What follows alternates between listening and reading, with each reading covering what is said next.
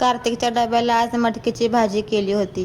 कार्तिक शाळेचा आवरून देवाला नमस्कार करत होता.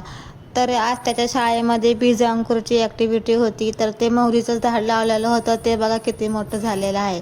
तर त्याला हे शाळेत घेऊन बोलवलं आहे. त्याला मी फक्त एकदाच म्हणलं होतं की मला शाळेचा भात आवडतं म्हणून. तेव्हापासून तो रोज माझ्यासाठी शाळेतून भात घेऊन येतो.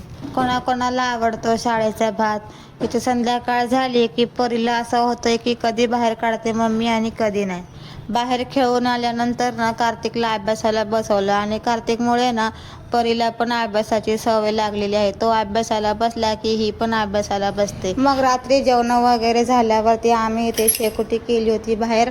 थंडी किती वाढली आहे, जरा मग शेक घेतला की थोडंसं बरं वाटतं. चला तर मग व्हिडिओ आवडल्यास लाईक करा. भेटू पुढच्या व्लॉगमध्ये. बाय.